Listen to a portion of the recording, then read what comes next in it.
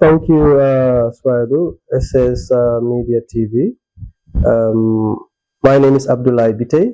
I was born and bred in the Gambia, Serekunda, London Corner. I started my nursery school in Serekunda, did my primary school between Mohammedan and Latikunda Saviji Primary School. I then went to SOS Haman Minor Technical High School, where I did my O levels. I worked in the Gambia briefly from 1996 to 98. I was in charge of elections for Western Region with the then PIEC. I went to the UK in pursuit of knowledge and to transform some of my aspirations into reality. This was at the back of creating a program between the Gambia and the Commonwealth Secretariat to train us in election management, because none of us at the time had the experience. However, it wasn't to be for me, because it was taken by the commission at the time, and the rest is history. I pursued education in the UK, from mental health to international business management, to youth and community development, and again to master in business administration. I have worked in different faculties, different fields, and different industries in different capacities, ranging from project management to policy management to development officers, to capacity builder, working with city councils across UK, especially Leicester and East Midlands, as well as West Midlands as well. I have also then came back to Gambia to set up, as that was the original goal. I have established companies here in the Gambia in the past. One was called Bittaye International, which was basically to help young people to bridge the skills gap after doing sort of a research and mapping out of the skills that were not available or are still scarce. One of it was carpentry, the other one was upholstery, and even designing in technology and printing. I also came back to set up another company which was to do with agriculture and agro-industrialization. We have been also exporting and importing products, agro products, including rice, oil, and been exporting the cashew, the peanuts, sesame seeds to different parts of Asia. I am currently ordinarily resident in the UK, running a business or a company that does recruitment, supported living, and also lettings as well. And I do life coaching, supporting a lot of people to shift from where they are to where they want to be. I am very much a very new person in the political field now, because of the situation that Gambia has found itself. So I'm a politician by default, and currently leading or chairing the movement, a revolutionary movement to set pace for Gambia's solution and to salvage the country and gain our real sovereignty that we desire and deserve. So that's partly me. I'm sure I have much more of me that can be shared, but yeah, that's Abdullah. Thank you so much. Thank you so much. Yeah, I mean, I've talked about my background since 2018, so it's like a constant repetition. If Gambians don't know me by now, then I guess they will never know me. Sometimes it's done because of political whatever. But I'm a daughter of the Gambia, born in Banjul, number 2 Makati Square. Basically educated here, went to the KG back in the day, which was St. Joseph's Primary, which was a KG kindergarten, and then went to the high school, St. Joseph's High School. I did 1 year in St. Teresa's, then St. Joseph's all the years, high school. And then from there, I basically did my art certification. There was a school here in those days specialized in art because I was very good in art. And I did my certification 2 years on there. From there, I worked in the hotel industry. I worked first in a boutique in a hotel in Atlantic Hotel. This was in 1986. Yeah, 1986. I graduated in 1984, class of 1984, and did the art studies. And then in 1986, I started working. From there, I later worked at Novotel as a hostess. And then in 1987, 88, I partnered with a lady that was a friend of mine, and we had a boutique. That was one of the first boutiques in Senegambia Hotel. We owned one of that, and we were partners to that. And then, basically my life turned into a business venture, which I learned from working in Atlantic Hotel because unfortunately, my dad felt I'm done with high school, and if I want to go to university, I have to pay for myself. So that was a challenge to pay for myself, because my whole idea was to go to L'École des Arts in Senegal. That was my dream. But unfortunately, he said I should work and get it done by myself. And that's what I did. I worked, and later became an entrepreneur. So in 89, 90, I was exporting or importing pineapples from Conakry by air freight. I would bring a ton a week and supply the major hotels in the Gambia. And I had then other businesses. In 1992, I was made a shareholder in one of major, one of major companies here that started the project for the Banjul Serkunda Highway and the airport runway, which was the Louis Dias of Lusada. So I was a shareholder there in around 1992. Then in 1992, 93, I was traveling a lot back and forth since that time. And I eventually moved from the Gambia at that time to the Canary Islands. So in the Canary Islands, within the first 6 months, 3 months to 6 months, I owned 3 businesses.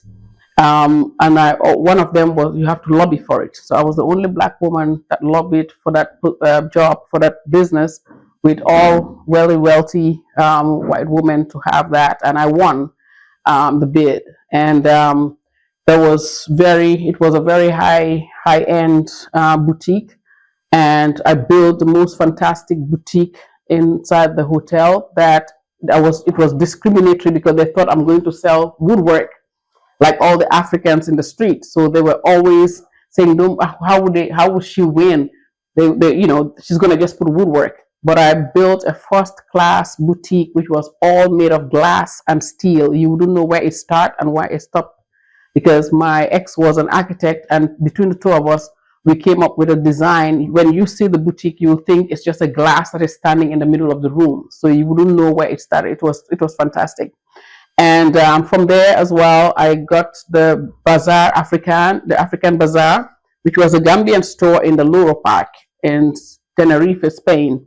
Luro Park gets about 4,500 guests a day. I was the only African there with a store there, which was inaugurated by Sadauda Jawara back in the 80s. At that time when he was inaugurating it, I was partnered with a Spanish guy, which later I bought it over from the Spanish guy and owned it completely by myself. And then I had another store, which was like a bodega. So the bodega served everything that was, actually, by the way, the African store, we used to take Africans, Gambians, to Tenerife, to Spain, to work there, and they would sit and show the art of carving. And we did that through the former owner, who was my partner, and we would send Gambians there, and they would work with Manolo to showcase and so forth and so on. So we did that for a lot of Gambians. And whilst I had the store as well, I helped a lot of Africans, Senegalese and stuff, to supply me with stuff in my store, because they were not allowed to come in there. But I made that opening for them to come just to my store, because I didn't like that kind of discriminatory stuff there. I did have a bodega. The bodega sells all the products of the 7 islands of Spain. and including all kinds of liquor, all kinds of cigars, jewelry. So everything that the 7 islands of Spain were making, I was selling in my store in Tenerife in this hotel. So all over as well, I employed over 16 Spanish people. I was very well respected in the island of Spain, and I gained. I did modeling as well, trunk show modeling, which was high private modeling, and I was named La Morena Más Guapa en las Islas Canarias. I guess you have to help us. Yeah, so the brown lady that is the most beautiful brown lady in the Canary Islands. So my picture was posted in one nice Photoshop, big, and for everybody to see. It was beautiful. Anyway, from there I moved to the US. Prior to moving to the US, I traveled there a lot, and I opened a breeding store there where I employed some Africans, Gambian, mostly as well from Sierra Leone, and they run the business, in Spain, in America. So then finally, 2 years later, I moved to the US and continued the business. At the same time, I worked for companies there, and I was the loan solicitor for that business. So I am a certified loan solicitor. I am also a certified Ford dealer because I worked for Sutton Ford.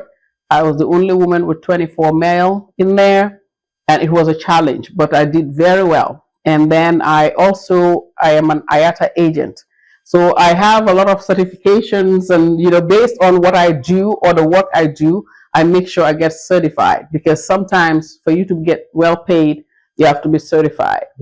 Currently, I've been trying to pursue for a long time, because I just got certifications on business or business skills and business administration.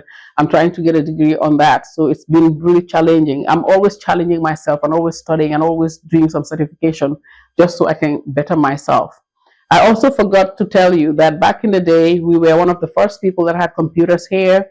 And we had, in those days, it was MS-DOS. This was, again, back in the 80s, late 80s, 89, 90.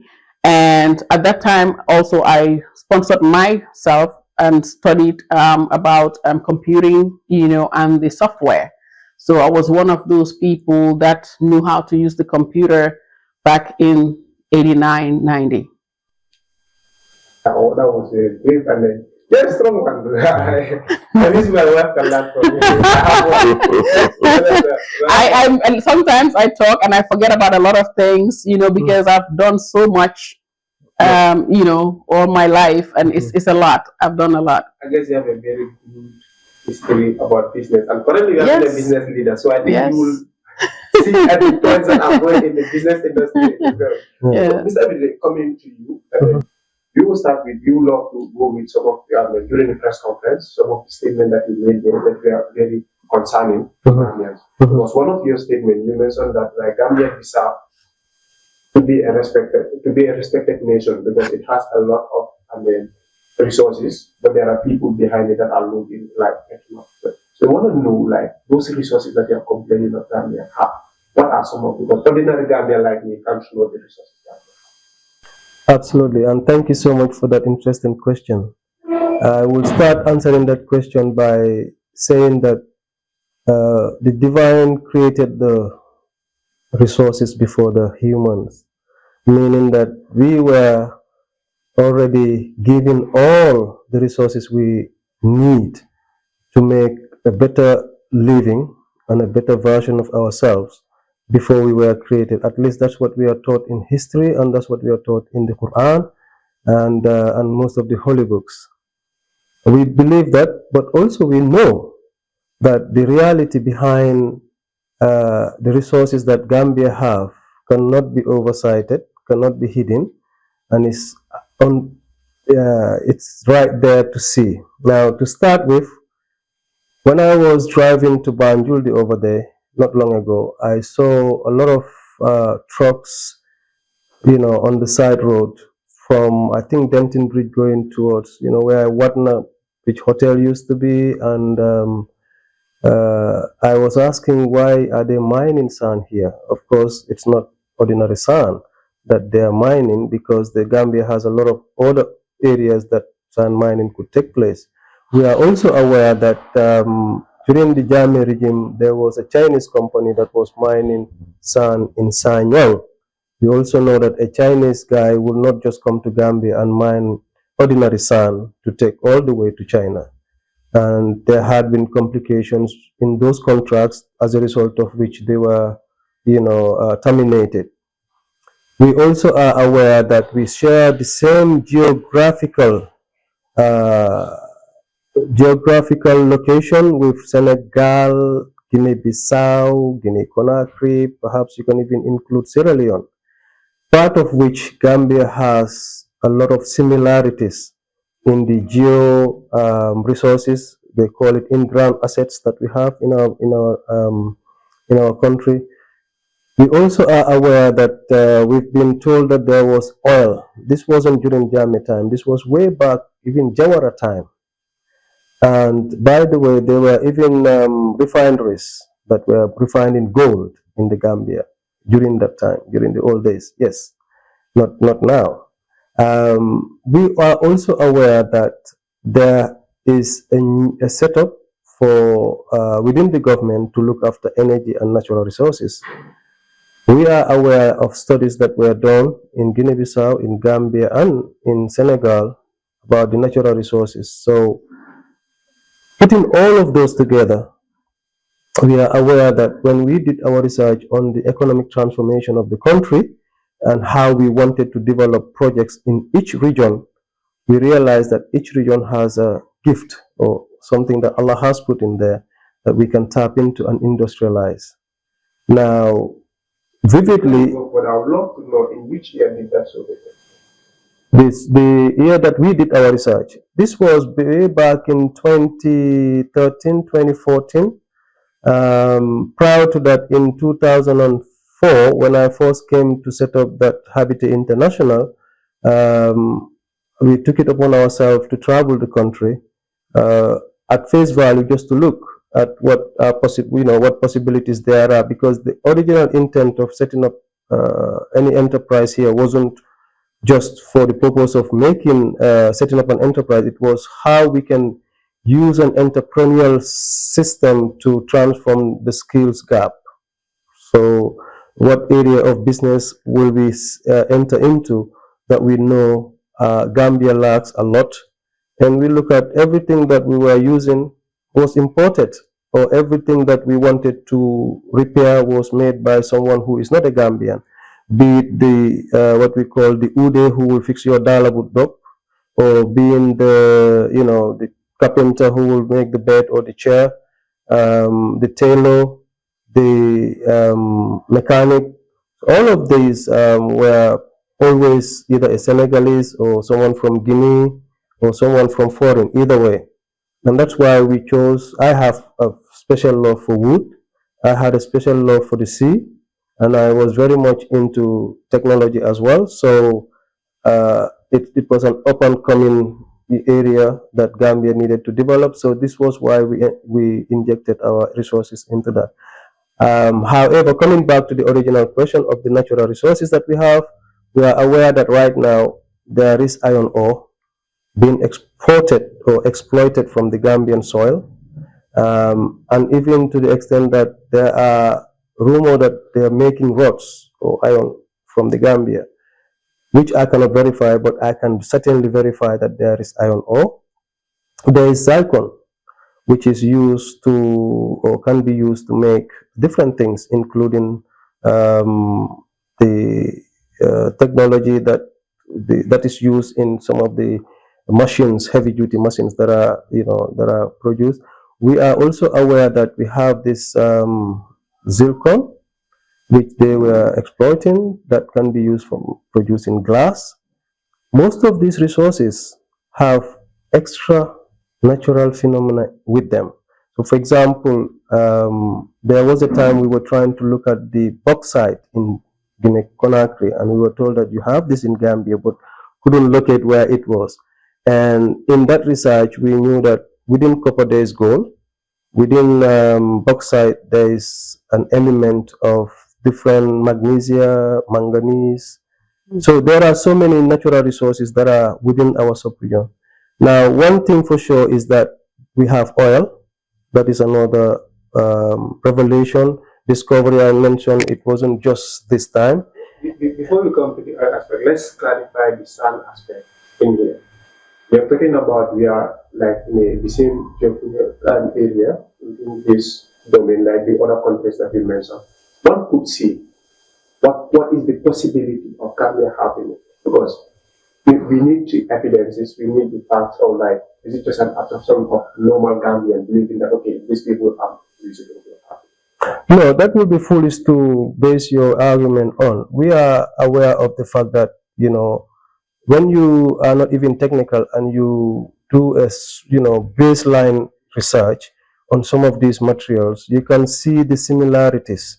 For example, when you go to places like Kenema or places like Kono or Kwaidu in Sierra Leone, and you go to where they mine the diamond, then you come to areas like Sanyang, exploiting or exploring all the way to Katong, going back to Banjul.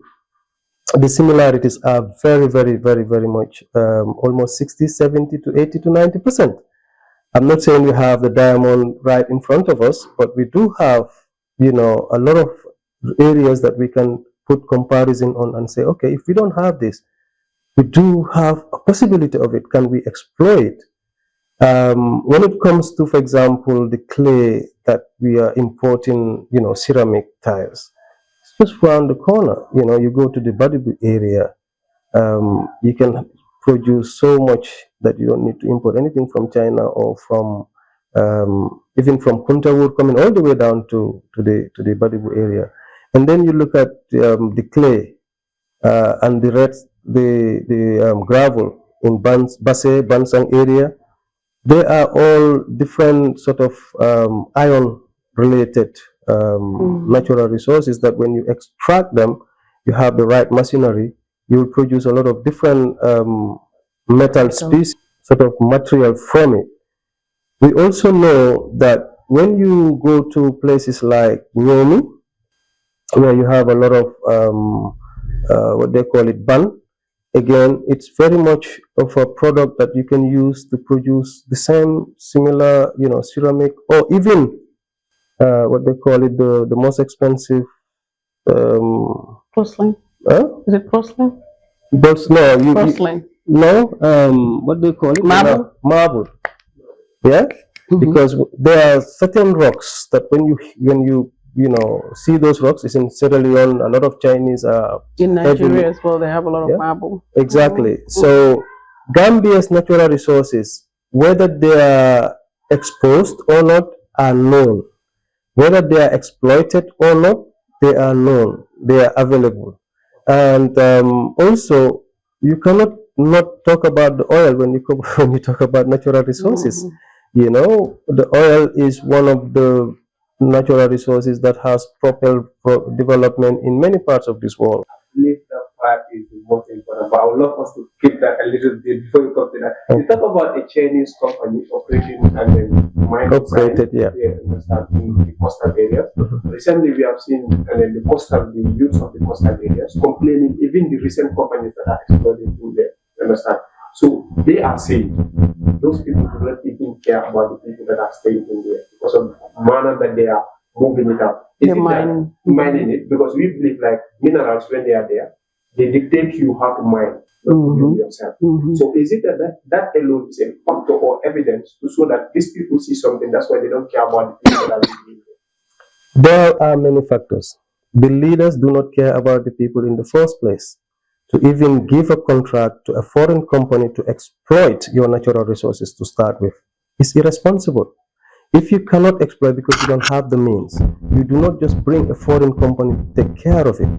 You partner with them. And if you partner with them, the locals are the most important partnership to that, because they're the one blessed and gifted with that part of the land and those resources. So you engage them and involve them.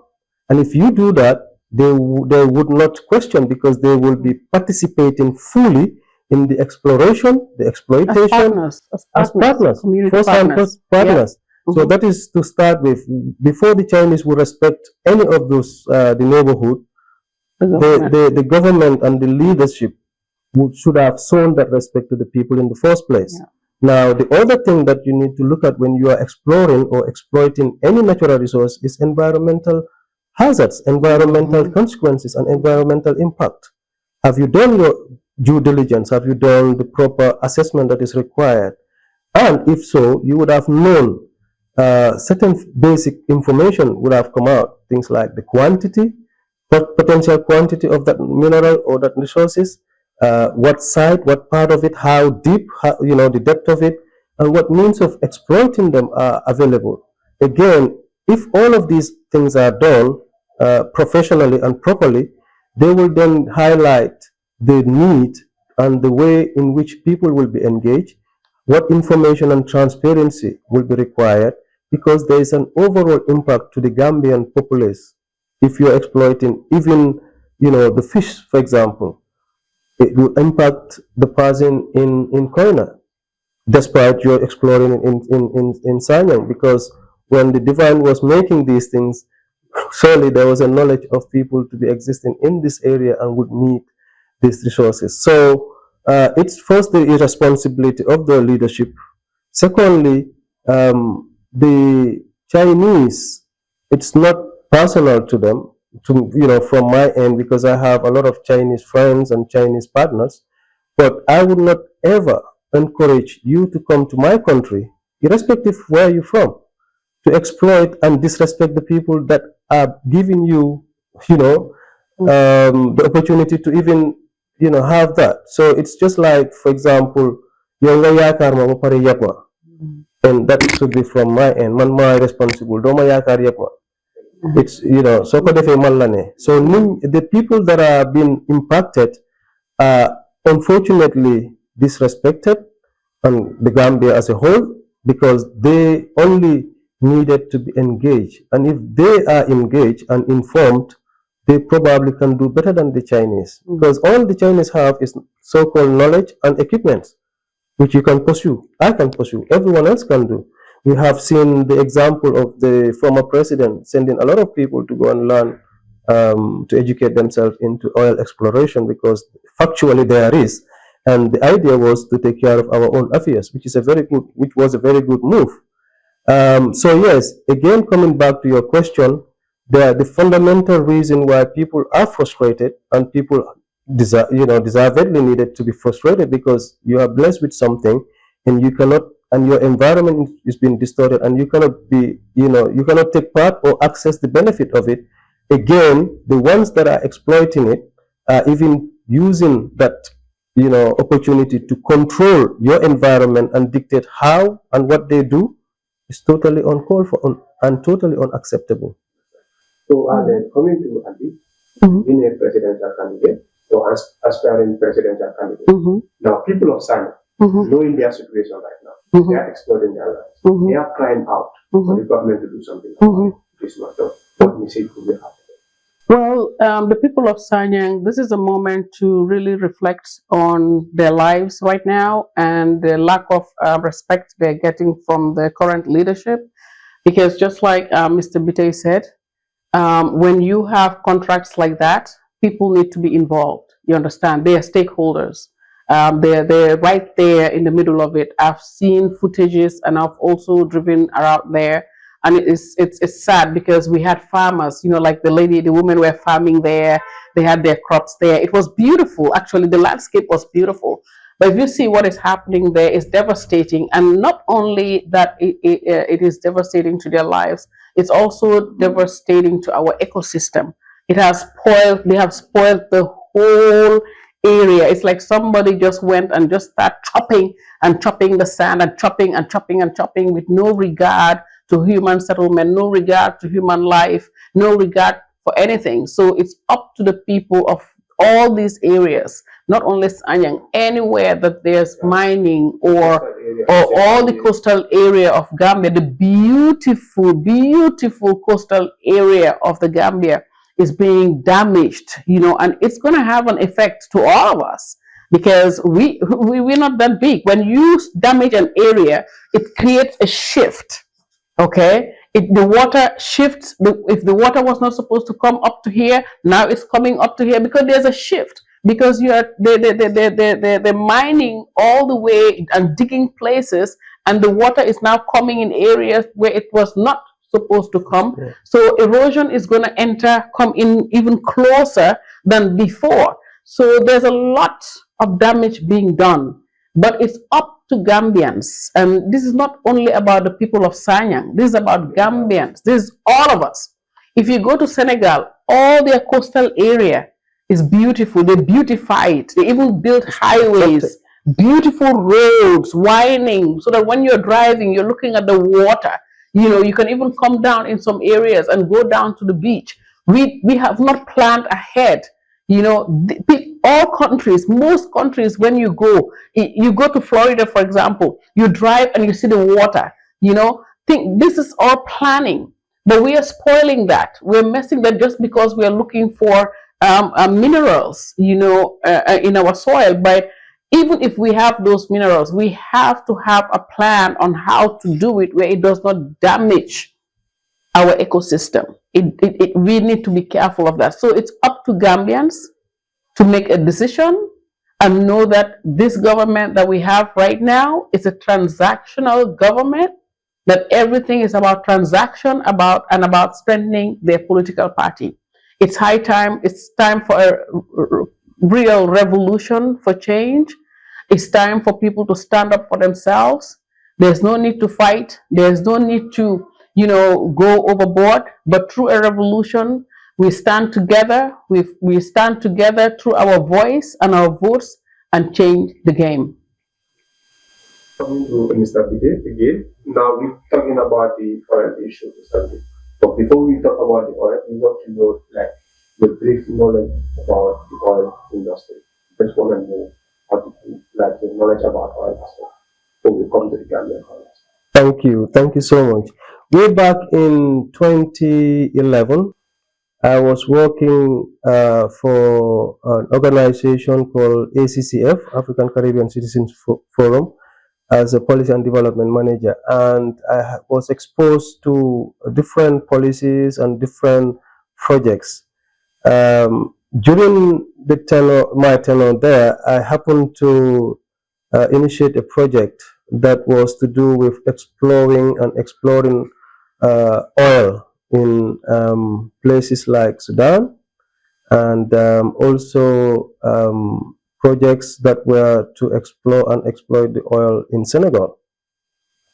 These projects came through as a result of some of the lobbyists that came from these countries to meet us, because we were capacity builders, and we had a lot of refugees from Somalia and Sudan who, you know, were in less than needed support. So it was through those guys that I started looking into that project, because my job was to help them set up projects that would benefit them. Some wanted to go back, and that. So that was the introduction of my oil, you know, sort of understanding of the oil industry. Then I became what we call a broker.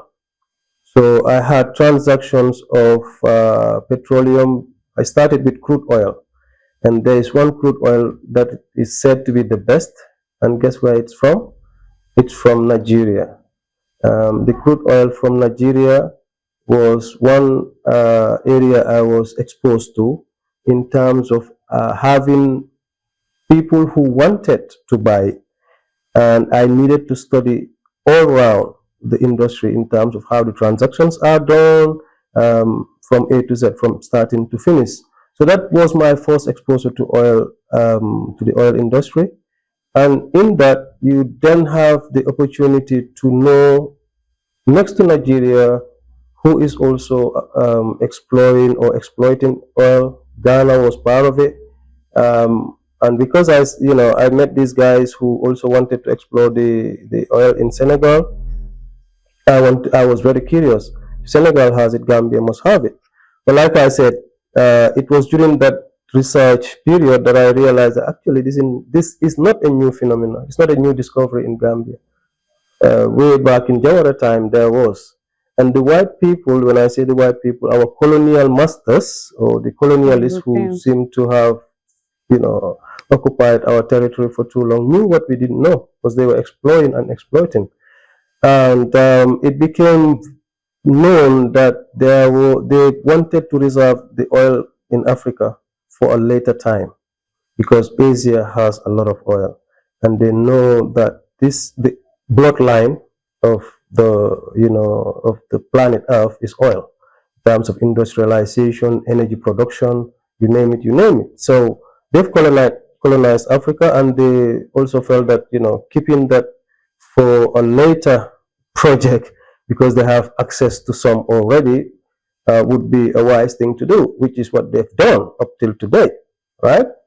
So when I started making transaction in the oil, I then started getting involved with people who are in the high end of the oil industry. So Gambia, I brought an airline project in 2004, before I even set up the Bittaye International. And airline doesn't go without petroleum, because we need jet fuel to fly. So the project was, like I said, equivalent to the Gambian GP at the time. It was a £10 million project. It was actually approved by Barclays Corporate Finance at the time. And my colleagues from KPMG, we came down to explore that. So one of the things that we needed to know is, where do we do our feelings? Where do we stop and feel our tongues when we start, flying these aircraft? So it became a phenomenon that there was GIFSA at the time, that was later transformed to GAIPA, right? So we were told that there is oil in the Gambia, and that they are working on it to find explorers and exploiters. Who were the ones that said this? Oil in Gambia? Yeah, so we had it echoed at the Gambia, at the what they call it, the people responsible for the airport. What they call again? Gambia. Huh? No, the Gambia Civil Aviation Authority.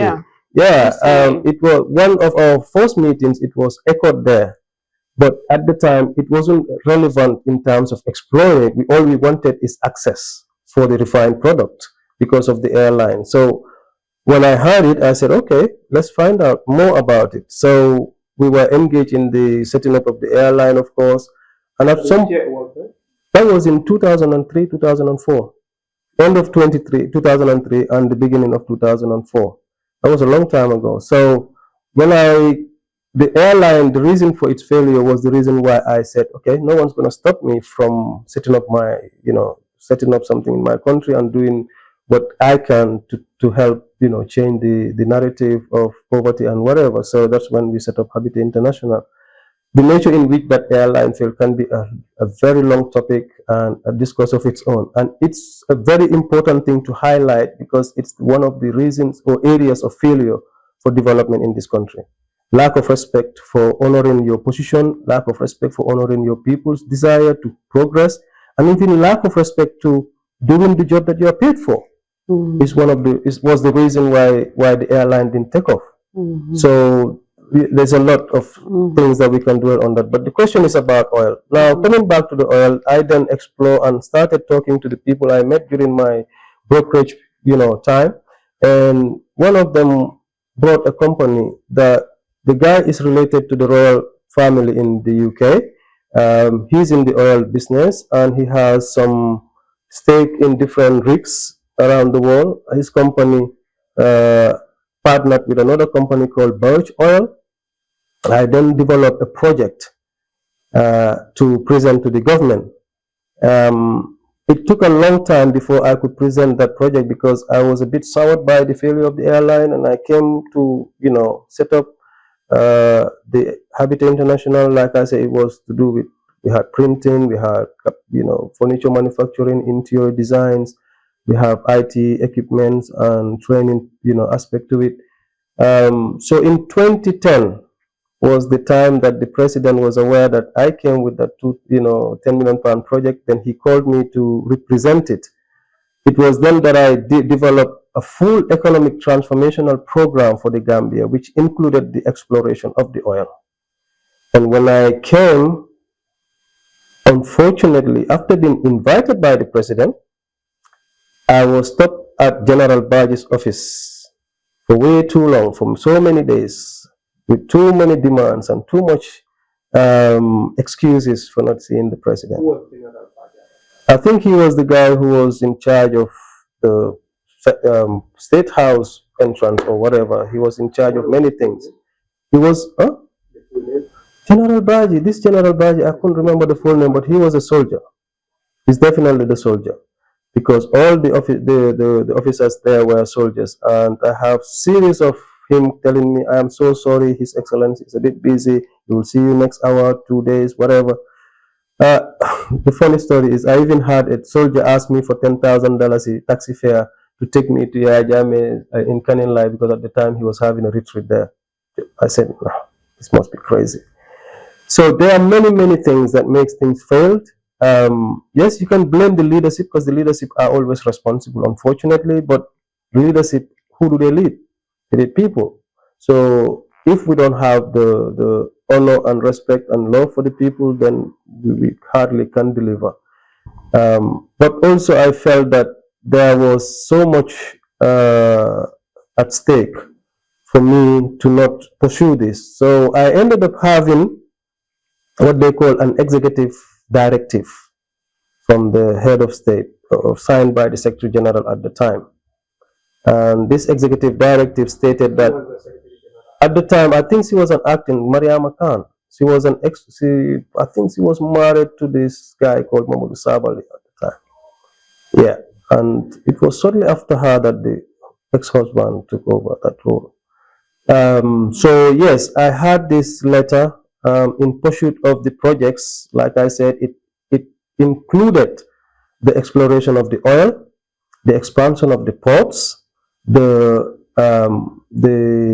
creation or the what you call it, the establishment of a deep sea port, as well as the industrialization of agriculture, mechanization and industrialization of agriculture and agricultural products. So it was an all-round, economic transformation for the country.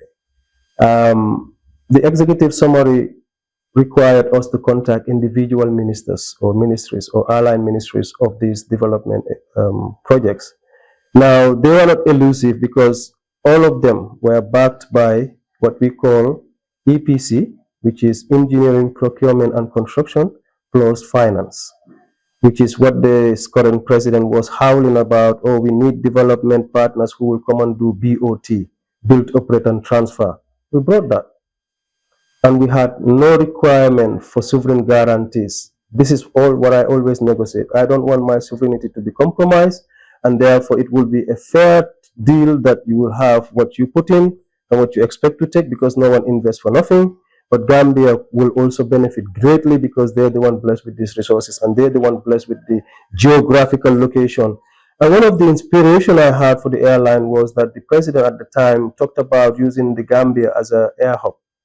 And when we did our research, we knew that, having local feeder flights from and to the sub-region, and then further, having long-haul flights to the UK, United States, and even Hajj and cargo flights were very, very impactful, or can be very transformational in economic wise. So the oil exploration, we then knew that the company that we approached had means to do their research. We were told that we had possibly, we had 4 or 6. Now, at the time, they said 4 would be offshore and 2 would be onshore.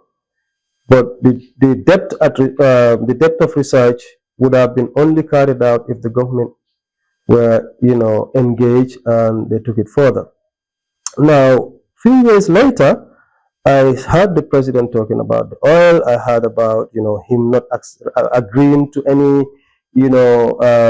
contract, because he was offered less than what he wanted for the Gambia, which I applauded.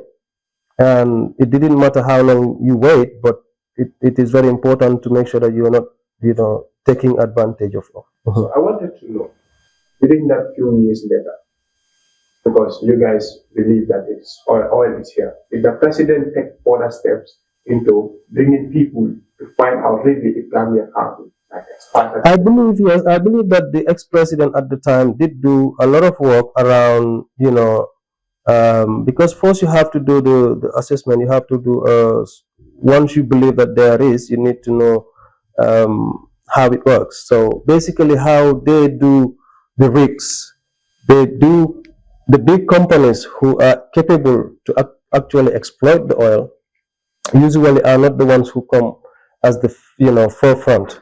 They create what they call, or they appoint what they call a purpose service vehicle, which is a company, a smaller size company that will be the forefront, and they will come and negotiate with the government and so-called buy the rig.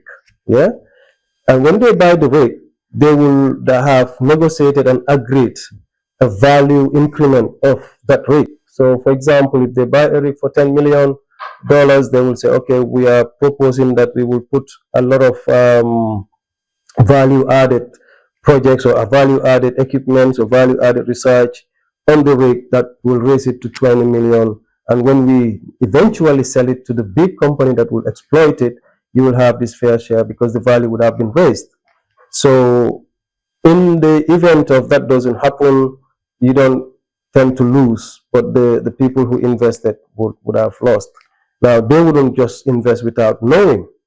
And we then know of, even in 2023, I was working, I think Gambia set up this Ministry of Energy and Natural Resources for a purpose. And like I was saying, when you are to enter into a country, you send your purpose service vehicle after the first phase research, and we know that BP have been heavily involved and in the exploration of Senegal oil, the Sangomar, and the blocks that they have. When Gambia also were certain that they do have, through the ministry, through the research that they did with the companies that were here, namely you have a company called Petronor ENP. They were given a block number 4, I believe. And this data I'm giving you now is actually from FAR, which is another company, an Australian company that operated here in the Gambia at the Petroleum House. Exactly the same building as the ministry, right? And then there was the GNPC was actually formed as a result of that as well, because GNPC wasn't formed just to put petrol station in the country. That would be foolish. It wouldn't make sense for a government to just have petrol stations to compete private sector. There was a reason for it, and there is a reason for it. So they were supposedly having 10% stake on the block that was given to the block 4.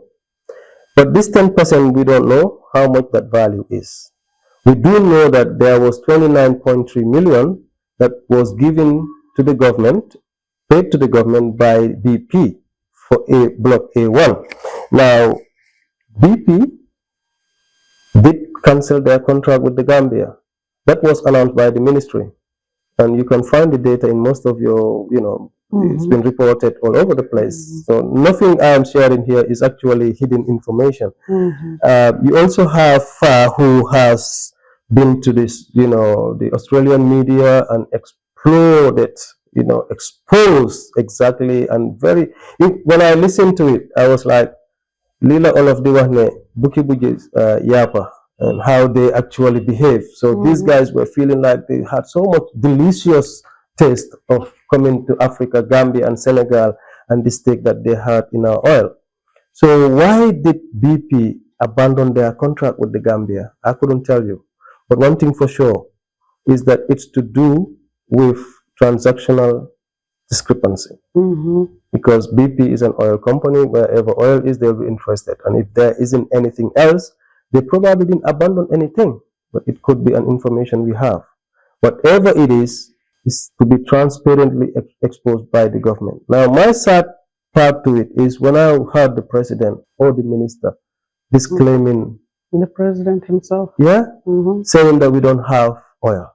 Yeah, That is very difficult to take because we know for sure there are six offshore and 2 onshore exploration blocks were quietly awarded by the government, right? And it was a decree. It could have, well, this is the thing. This government will be responsible as much as the previous government, because when you sign a contract as a government, it's not your father's home that you sell it. You didn't inherit it. So when you come as a government and you found contracts there, it's either you nullify because it doesn't work for the country, or you actualize it because it works for the country, or you renegotiate because it's better terms that you can get. Either way, we know that our oil is currently exploited, more than likely, because you don't put 29 point something million, having estimated 1.2 billion barrels, and yet sit there and just cancel a contract. No one does that. We are not kind of, from Kukuland. We understand few things. And the Gambian is intelligent enough to know that, there is oil. What quantity, how many blocks can be debatable, because technical experts may know something that the ordinary Gambian don't know. And this information, you can find it from far limited reports from the Gambia Ministry of Petroleum and African Energy Intelligence. So, from your perspective, with your experience in the oil aspect, you 100% believe that oil is in the ground? Absolutely. Absolutely. So, coming to Madam as presidential candidate, your chairman, your party chairman, has a brief knowledge about oil industry and has break down everything that he went through the oil aspect in the Gambia. And 100% they confirm that there's oil in Gambia. The president of the state currently stood in front of the whole nation, denied this. Did you guys see the fact? So what do you think about that? Well, it's annoying because we always say there's no smoke without fire, right? You cannot just see smoke and think there's no fire that made that smoke. So I think they're fronting something and they're hiding something, and eventually that will be unraveled. And it's sad because Gambians, we are sitting here every day, we are watching TV, we are watching Senegal, they're talking about their oil, they're talking about Mauritania, they're talking about Guinea-Bissau. Now, how can you, because I looked at the mapping, I looked at the mapping, I looked at the geographical mapping at sea level where the oil is and the blocks. And when you look at that, how can you skip Gambia? It doesn't even make sense. Now, one thing I can say, which probably is explainable, is either they have not agreed on price to drill, or they wanted certain kickbacks, like they always do, and the agreement is not there, but it doesn't sound right, and it is not right. And the fact that they are fighting to really go ahead for 2026, and I want Gambians to pay attention to this, the fact that they have said that 2026 is do or die, and they're ready to fight tooth and nail to win 2026, should make Gambians question why. From our black sand mining to our zirconia mining to our oil, there's a lot and much more timber and all going out of this country. Fish, even what we need to survive is going out of this country. People are importing fish from Indonesia, as you told me the other day. I was shocked. And Morocco. That we are importing fish. So Gambians need to wake up. That's why I said it takes a revolutionary movement to stand, just like what Senegal did. We stand for that. We watch what is happening in Burkina Faso, Niger, Mali, and all these countries. Yes, we do not want military, but we want as people to stand and get our country back. We need complete transparency of what is happening. It cannot be that just few people, less than 50 people, or 50 people that are there that are controlling the status quo or the livelihood of you and many others in this country. So still now bringing you back into the presidency, do you believe, like you said, as they are pushing 2026 as a do or die is to raise an alarm? Of course. Why? You understand? Are they exploring something downwards that they don't want people to know? Of course. They want to leak out from. Of course. So now, is that connecting to that the president actually deceive people or tell people top story during his national address? Yeah. The president is sitting there. He has people around him. The president, the way I see him, everything is given to him. His speech is written for him. His knowledge is given to him. They will tell him what to say, how to say, and what to do. If he asks about something, they will give him the idea of how to speak or what to tell the people. Because of course, we all know this has been going on since long. Even the Ajami, they tried it. And when they tried it, it didn't succeed. He realized it very quick and he changed the game on them. And they're doing the same with this president. Now with him, he's just accepting it because they will tell you, no, you cannot give them this information. But into information be bon we just tell them this, and then meanwhile we'll be working on this. But what he is not understanding is they're playing these mind games with him, and they're messing him up because it's creating a zero transparency to your people.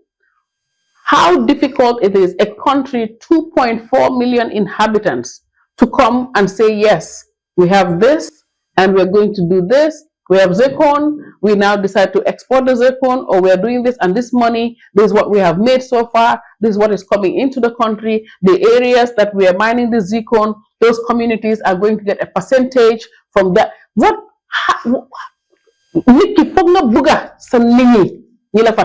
That is why when I see these people clapping for the president and dancing, it tears me. It's frustrating because they're not even understanding what is going on. All they see is, oh yes, we are eating, because they get one $5,000 piece, one $2,000 cheap in Tobaski, some meat, they're eating better.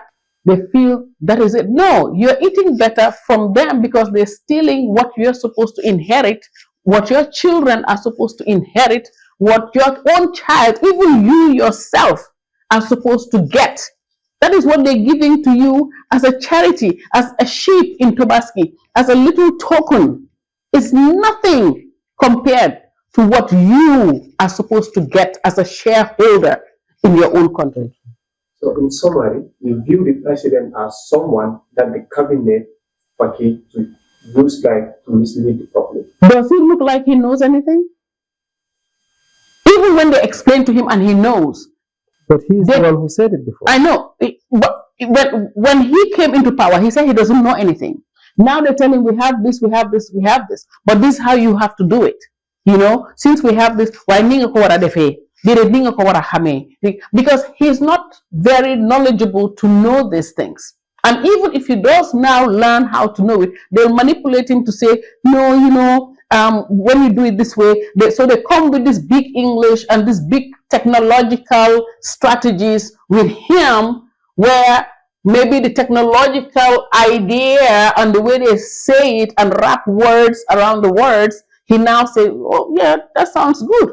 Because let me give you an example, some of his speech, when he's reading it, me and you see how he reads it, he doesn't even understand what he's reading. Because you see how he's reading. He's not making the right punctuations on the right place that they are. So they write it, he doesn't practice it, and he comes out and he reads it, and when the country reacts, then he realizes that that speech was not correct. So tell me, if a head of state that is aware will do something like that. Thank you. Yes. Okay, Mr. Bittaye, continue on. That brings us to another part of the oil sector issue. When it comes, we say that other videos of the former president come up, and the former president has to make an audio about it. You made mention of he did invite other foreign companies where he worked with, you understand? So he claimed, like you confirm, he also confirmed that Gambia has oil. He went up further to claim that our neighboring, who you all believe that it could not be possible for all the neighboring countries to have oil, for us to not have, because in the Soviet or in the picture, it's the same line. He claimed those people are stealing our oil. In which sense is that if they are thinking we are not, they are taking our oil. Do you confirm this thing to be something that could be possible? Yes, I have a very strong belief that Gambia do have oil, and that because we share the offshore oil with Guinea-Bissau, Senegal, Mauritania, it will not make sense to have one body of water that is not separated by any form of fencing, or to have chosen Senegal to have, Mauritania to have, Guinea-Bissau to have, and then say Gambia you're not going to have because your leader is Barrow. That is not natural, because the guy who was there before Barrow confirmed it. Why would he lie about having something that he doesn't have? It makes more sense to lie about something you have that you say you don't have, than something you have and say you don't have, or something you don't have and you say you have. What I mean by that is, as a head of state, if you say you have natural resources, you have more extra pressure on you to exploit it from your people, right?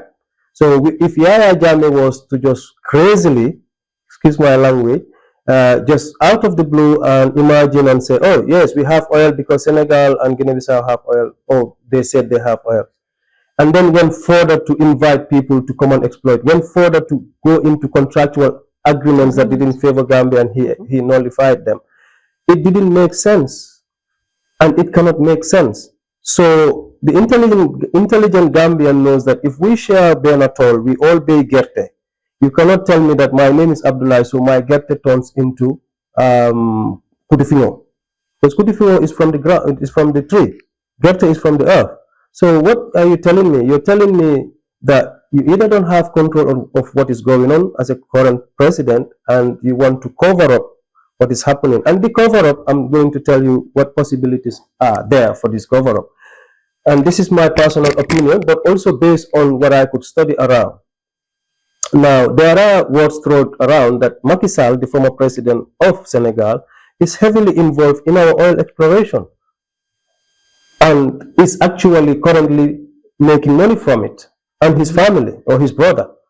There is also a rumor or a possibility that this current president has sold Gambia out with his friends, and they're enjoying that but don't know how to cover it up.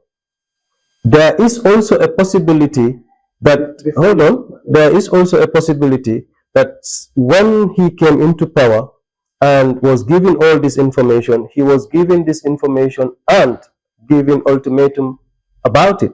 What ultimatum and who? I couldn't tell you, because do you know the stakeholders in the Gambia?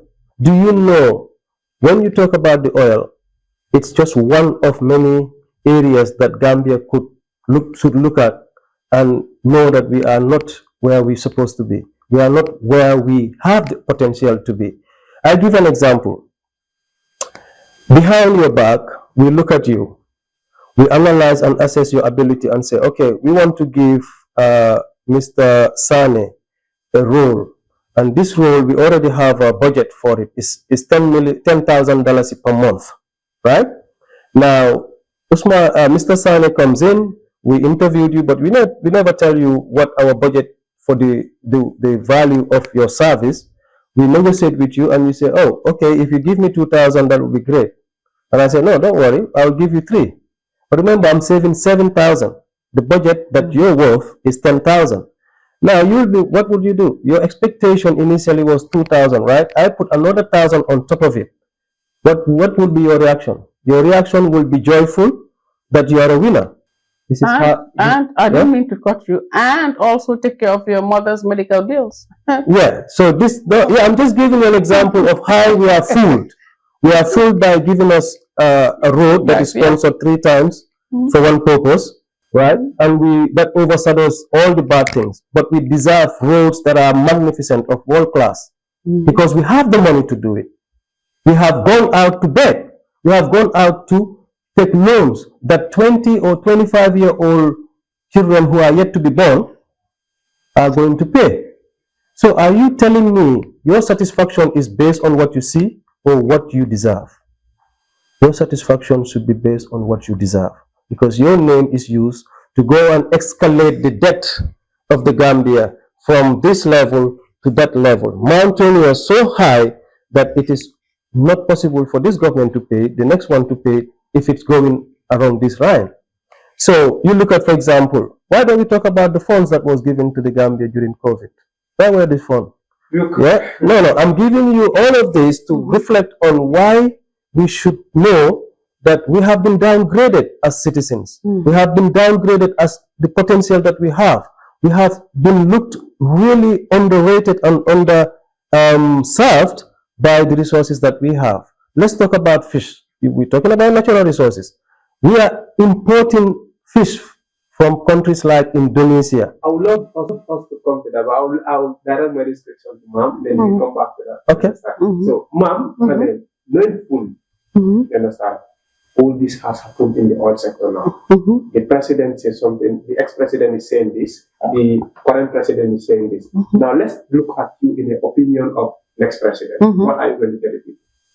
Well, I'm not. Senegal is stealing. I'm not going to tell the people. The president is saying Senegal is stealing our oil. The current president is saying they are not having oil. There is an assumption that they are exploiting it downward. Now, what's your step forward if you can be? The step is to make sure that we uproot or unveil every contract that has been going on since Jammeh's time. We have to go back. But you see, the danger that we are doing right now is me talking about it, because I can't talk about our plans as a candidate, even though Gambians always want you to, as an opposition, to talk.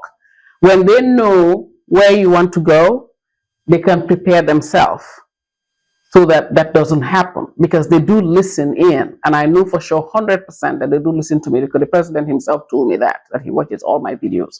So we need to be careful when we answer certain questions. It might sound like we're trying to evade the question, or we are trying to be very smart, or we don't know the answer. No, that's not the point. We have enough evidence and we have enough information. You understand? We know exactly what we will do, because this is about our sovereignty as a country. This is about our stance and how do you call it? Our dignity. This is about the dignity of the Gambian people. And whatever we do, we need to look at all these contracts. I said it before in a lot of interviews. I said we'll look at our fisheries contracts that they signed in Senegal when they went for that inauguration since 2017, when they went for that inauguration of the president. That's when they signed those fisheries contract. And you understand, the minister himself came out and made a declaration that yes, those contracts were not done properly.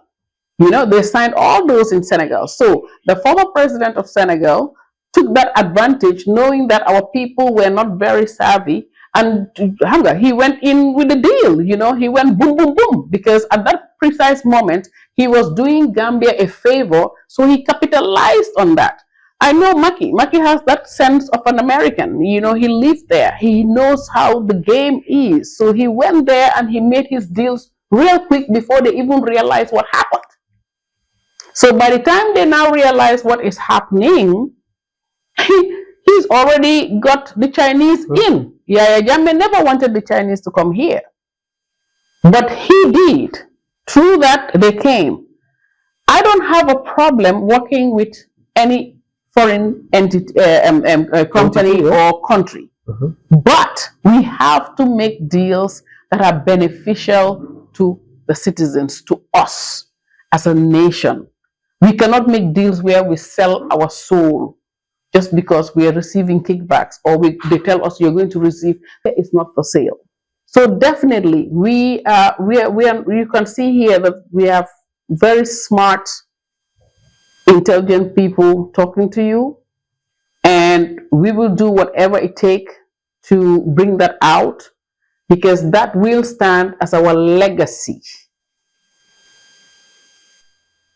to help the Gambia to regain its dignity and sovereignty once again. And then coming back to Mr. Bittaye, like we're still talking about the resources that we have here. As a child, when I was growing up in here, I was very young. That's not even long ago. We usually go and buy $5 for one fish. Currently, the narrative has changed. And you are also saying that we are even importing. So what happened to all those fish? Good question. The natural resources, including fish, is still available in the sea, in the ocean. Excuse me.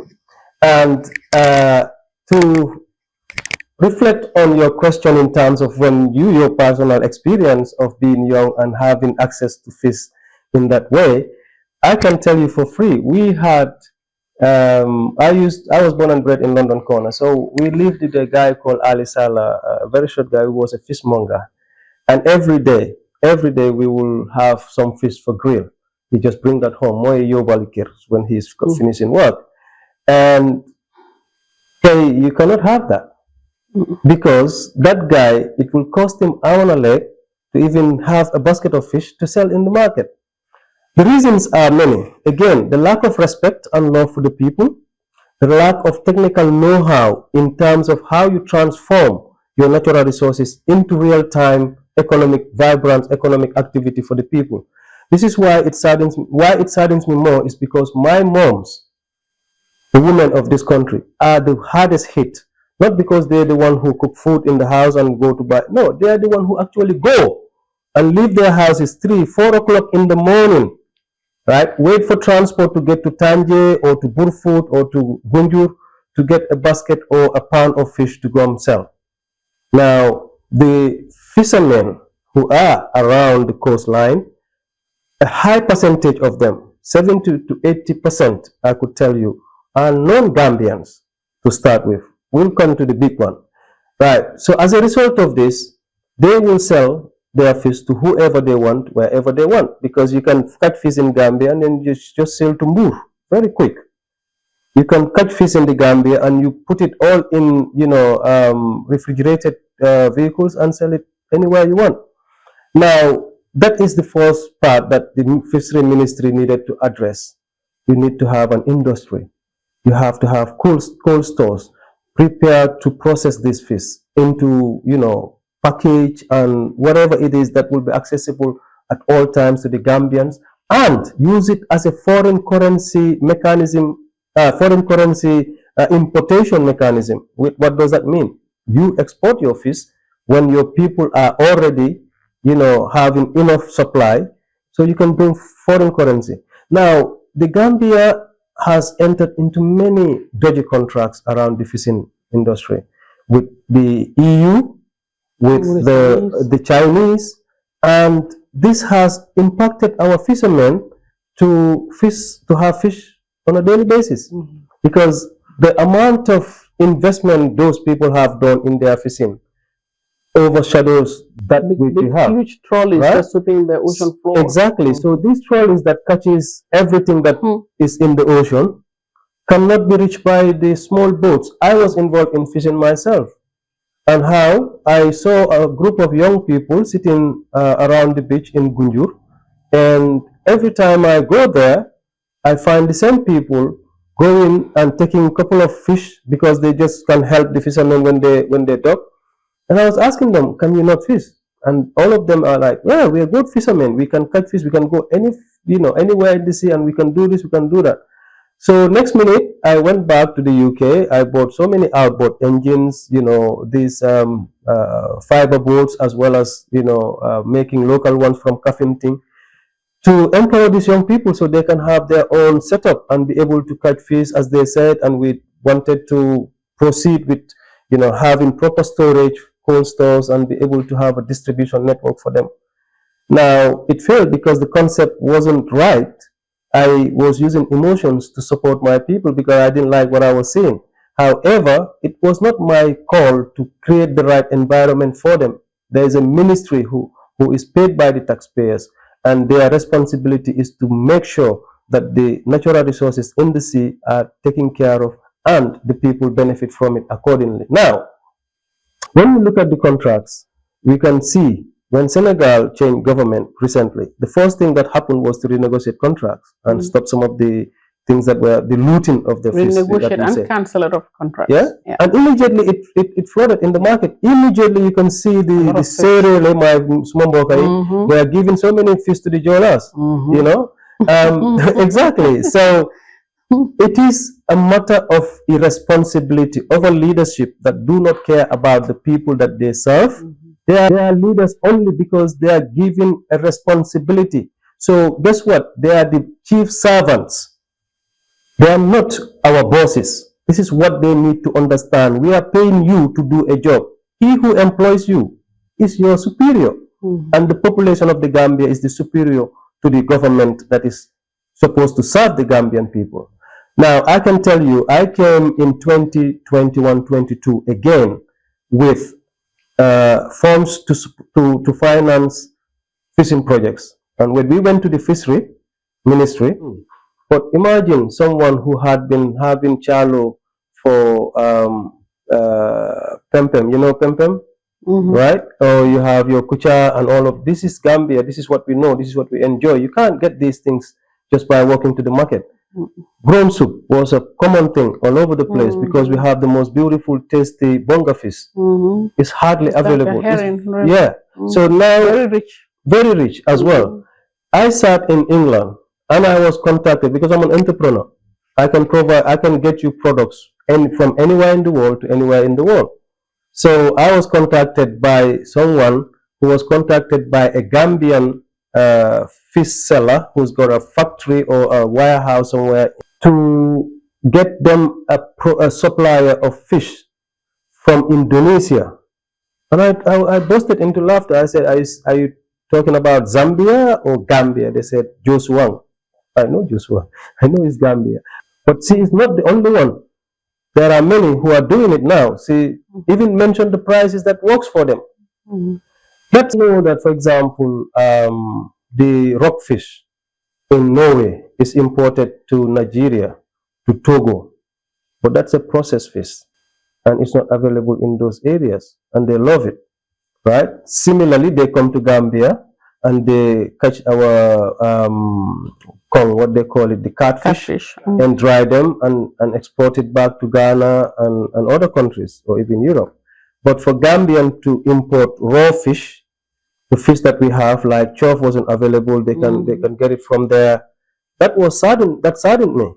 And then of late I learned that the ministry has an allocation of a 10%, I don't know of what, that will be given to people to get fish from Morocco. Again, this was exposed by someone too close to me who is engaged, who is asking me if I can help that person to negotiate with the government so he can have part of the 10% allocation of importing fish into the Gambia. So means instead of the ministry opposed to fishery in the Gambia, they are allocating a budget for people that are importing. Yeah. It's not a budget. There is a quantity of fish that is 10% of something that is given to the Gambia.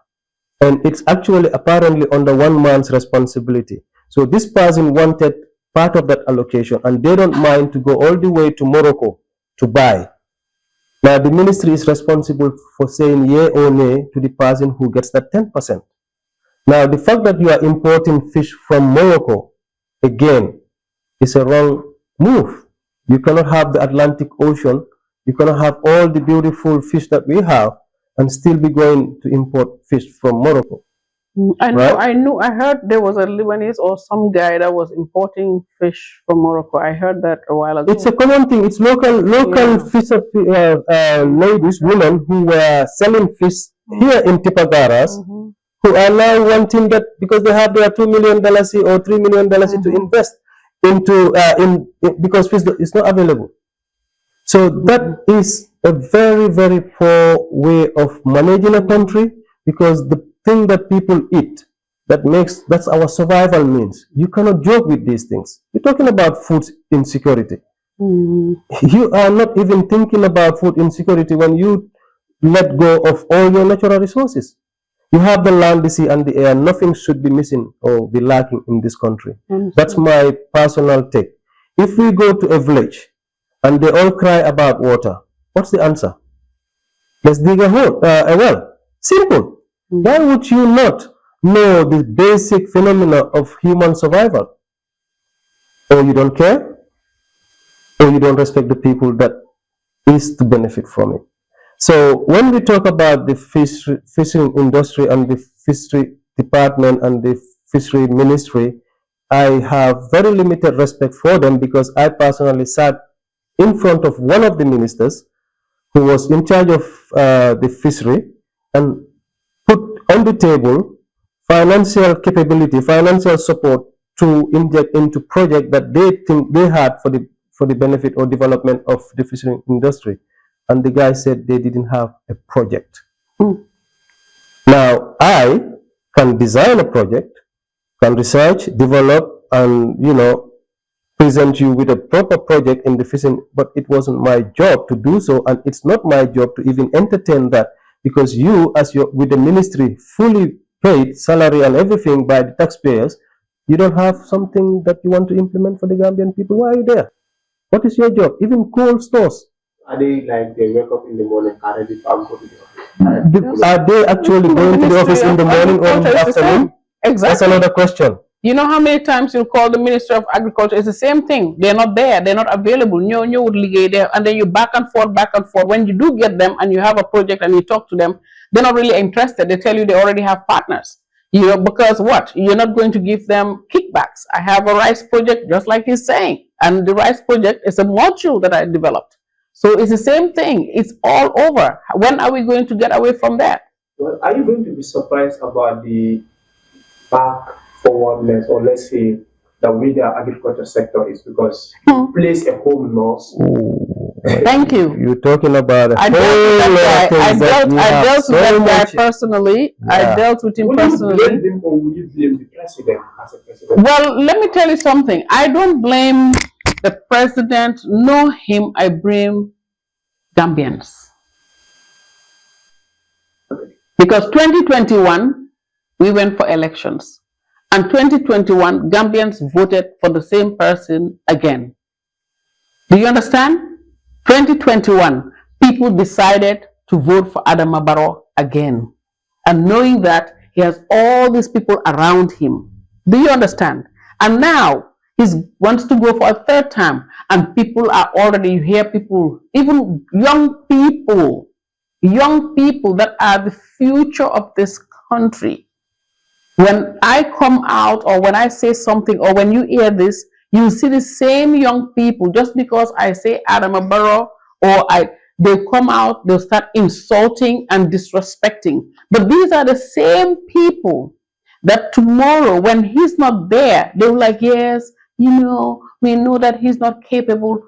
Listen, recently we heard an audio from a lady that was with Yaya Jammeh. What was she saying on that audio? How, the Gambia has this attitude of still standing with somebody just because they are benefiting.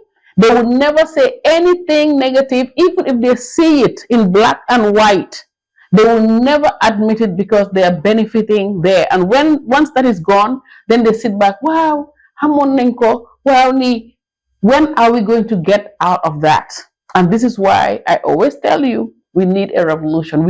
If you want to change, then you need to change the game. If you hear, I never say change the system, I say change the game, because it is all a game. They're playing the people. So, no, I am tired of blaming the president. I'm tired of blaming the minister. I am blaming us. But if that has Gambians. already happened, understand, the minister, you have a lot of people that study, they specialize on agriculture. Yeah. You could not have any other person to put, even if I thought the person that is his specialization and is not performing, you could say, okay, the person is disappointed. But the person has no knowledge from it, yet still you decide to choose him. Let me tell you something. It's not about the Gambians are not getting it. It's not about the project. It's about political points. When the giraffe project came, right? They tell you that I called. I said, listen, I want to apply for the giraffe project. Oh, yes, yes, madam, that is very good. That is very good.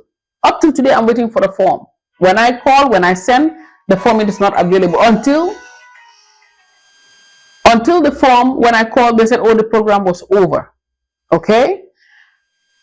I said to them, you're taking this giraffe project, you're giving it to different sectors of women. No, why don't you create like a zone where you take the woman in that zone so it's bigger and better. They did not do that. What they do, you will hear the women that are part of NPP and they have garden are the one they're going to give these projects, and then they're creating all these little gardens. No storage, no processing plant, no nothing. Do you understand?